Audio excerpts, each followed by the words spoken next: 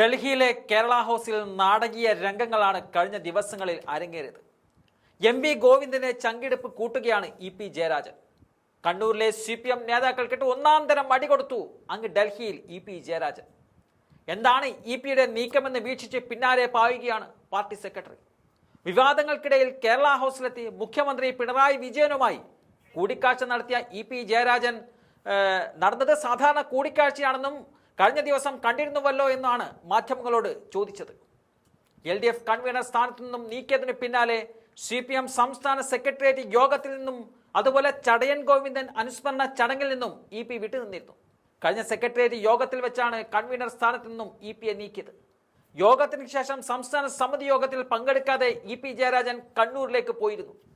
പയ്യാമ്പലത്ത് party മുൻ സംസ്ഥാന secretary Chadayan ഗോവിന്ദന്റെ അനുസ്മരണ സമ്മേളനത്തിൽ പങ്കെടുക്കാത്ത കേന്ദ്ര കമ്മിറ്റി അംഗം ഇ.പി. ജയരാജൻ എല്ലാ പ്രതിസന്ധികളും മറികടന്ന് ഡൽഹിയിൽ ജനറൽ സെക്രട്ടറി സീതാറാം യെച്ചൂരിക്ക് അന്തിമോപചാരം അർപ്പിക്കാനെത്തിയത് കണ്ണൂരിലെ പാർട്ടിക്കുള്ളിൽ ചർച്ചയാകുന്നുണ്ട്.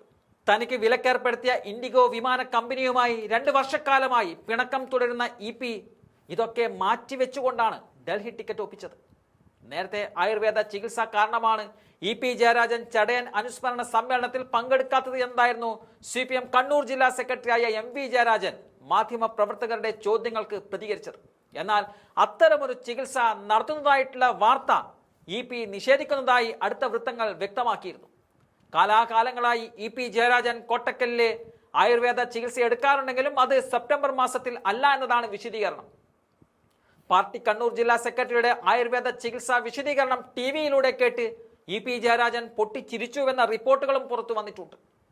ചടയൻ ദിനാചരണത്തിന് പാപ്പിനിശ്ശേരി അരോളിയിലെ വീട്ടിൽ നിന്നും ഏതാണ്ട് 6 കിലോമീറ്റർ താണ്ടിയാൽ പയ്യാമ്പലത്തെത്താൻ കഴിയുമായിരുന്നിട്ടും അന്ന് വരാതെ ഇ.പി. ജയരാജൻ ഡൽഹിയിലേക്ക് ഇൻഡിഗോയിൽ പറന്നത് CPM സംസ്ഥാന സെക്രട്ടറി M.V. ഗോവിന്ദൻ ഉൾപ്പെടെയുള്ള കണ്ണൂരിലെ നേതാക്കളെ ഞെട്ടിച്ചിരിക്കുകയാണ്.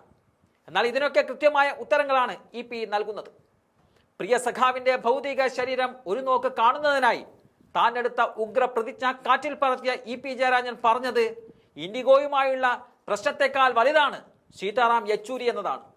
അദ്ദേഹത്തിന്റെ മൃതദേഹം കാണുക എന്നതിനാണ് താൻ പ്രാധാന്യം നൽകുന്നത് എന്നതാണ് ഇ.പി. ജയരാജന്റെ നിലപാട്.